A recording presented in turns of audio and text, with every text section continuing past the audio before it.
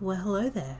I just had my birthday, which means I am 1 year closer to the inevitability that is death. And what better way to celebrate that than by reminiscing about when we were children with much better imaginations? Or were we? Okay, yeah, obviously we were all kids at one point, but it's the better imagination part that I want to talk about today. Hey guys, Sajiri here. And have you ever noticed that children seem to have the most outlandish ideas? And have you ever been told to grow up because your interests are maybe too childish? As we grow older, we're taught to focus on the real world more and more, which leaves us less time for our imaginative ideas. And we're forced to leave behind the old things that we once loved. But it's those same things we loved as children that shape our adult interests. So as adults, can we embrace those ideas still and turn them into something wonderful? Think back to when you were a kid playing on the playground with your friends. What kind of stories and fantasies did you have? At my job working in special education, I get roped into playing pirates with my students each day.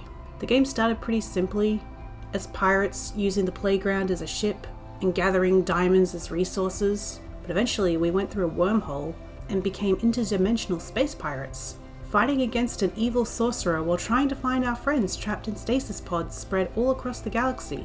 We also adopted and raised a baby alien worm.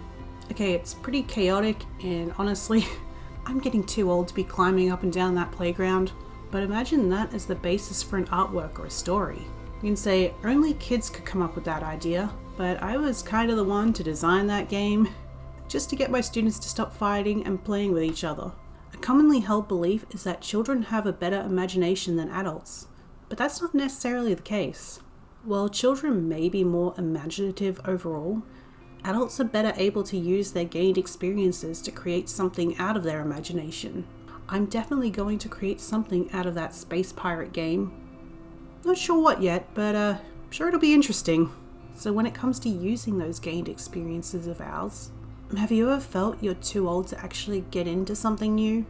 Did you know that not only are adults just as imaginative as children, but research has shown that over 60s actually have the most originality? What we know about the world as adults and how things work can constrain our imagination and lock it into predefined ideas, but we can also use our knowledge to enhance our imagination.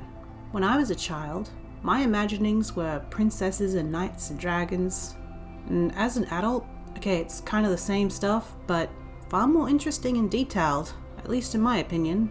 Those childhood ideas and interests I had, I took those and expanded on them as an adult to create the current story I'm working on, Dawnkeeper. The main character, Ophelia, isn't a princess, but she could kind of be compared to one as the sister of the current leader of the Dawn Church and the city of Mithern. There's still knights in there, but rather than waiting for a knight to come rescue her, Ophelia takes control of her own fate by strengthening herself and growing into the person she wants and needs to be. As for the dragons, well, they've turned into extraplanar astral creatures based loosely off Celtic mythology. You know, things I didn't really know about when I was a kid. This story has its basis in those simple ideas I had as a kid. These are all things I never would have known or come up with when I was 6-7 years old. So we don't have to leave behind our old interests and loves. We can use them and our present day knowledge to create something new and wonderful. But maybe there's something you've always loved, but you've been told it's too childish for you now. The first thing I'll say to that is that people who insult another for their interests are just bullies. Does it affect them in any way? No. So why does it matter to them if what you're interested in is considered childish or not? If you couldn't figure it out from my constant mention of my love of magical girl stories, I grew up as a fan of Sailor Moon. It's the first thing I really remember being a fan of when I was about 5. But as I got older, I distanced myself when I felt like I was too mature for it. At the ripe old age of 12, it wasn't until I was in my 20s that I eventually got back into the genre of magical girls and openly admitted my love for it, because I enjoy the message that magical girl series usually have that is important regardless of age, and quote-unquote childish things can still be for adults. These days, things that were previously considered only for kids are very commonly also intended for adults. Even though the stigma still remains among some folks, there's a lot more mature magical girl stories these days. There's colouring books intended for adults. There's cartoon shows that are definitely not meant for kids. And again, who has the right to say that it's too childish for you? Technically, I get paid to build Lego and make paper crafts for my job, so you could say I have an excuse to do it, but why can't others enjoy it too?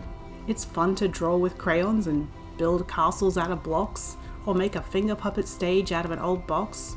Who says you can't find that fun? And along with that, why can't we use our imagination during that? By the way, I just want to say I do get paid to do more than just build Lego and make paper crafts. This is just the fun bit of my job. Speaking of fun, how often do you engage in activity you love just for the fun of it? As we grow older, we begin to worry more about bills and jobs and responsibilities that all come with adulthood, and less about our hobbies and things that are just for fun. I used to draw and create just because I enjoy it. I'd have an idea for a picture and I'd just do it because I wanted to. But gradually it turned into being what was most beneficial and what would make money. It was less, I like this idea so I want to do it, and more, will other people like this? Will it get me followers? Will it be good on my portfolio for commissions? But when we do something only with the intention of getting some kind of payoff at the end, it becomes work and it isn't particularly fun anymore. We start to lose our interest and it doesn't give us the same sense of happiness that it used to. But if we create something from the heart, it's something we enjoy doing and we have fun with it, that shows through in your creations. I'm going to tell you a little secret here. When I was first doing commissions, I was really only getting paid to do not safe for work ones, which in theory I don't mind, but these were always commissions that well, I'll just put it this way. It was killing my love of art. Every time I finished one, I'd have to take a few weeks off just to mentally prepare myself to start on the next one. I started drawing less and less, and it was such a chore every time I pulled out my tablet for it. That's why nowadays, I try not to advertise myself for things that I don't want to do. And I always make sure to give myself a little time in between every few commissions to do an artwork of my own. Even if you're an artist making hundreds of dollars on a single commission, make sure you still take the time to draw something just for you, just for fun. Don't worry about what you can do with it after, or how many views it will get on social media. Just do it for you, just like you did when you were a child with scraps of paper and colored pencils. Now going back to being kids, okay, so we know that kids don't necessarily have a better imagination, and our adult lives and responsibilities can hamper but also enhance our imaginations. How can we actually improve our imagination? For one, read. I know that this channel is titled Draw with Sajiri, but read stories, read about new topics, read about things that interest you. Go down the Wikipedia rabbit hole. Expand your mind with new knowledge and ideas to incorporate it into your artwork. Also, try new things. If knowledge and experience adds to our imagination, then expose yourself to new experiences. Surround yourself with like-minded people.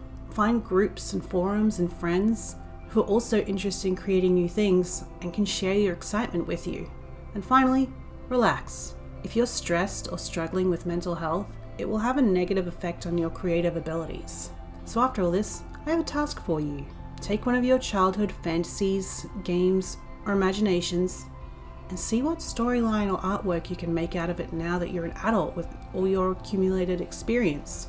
Tell me about it down in the comments. And even better yet, if you do create some kind of artwork or story, tell me and others here how to find it, because I would love to share it with you. Now, if this video was helpful to you, how about checking out my other video on how to get your creative ideas out into the world?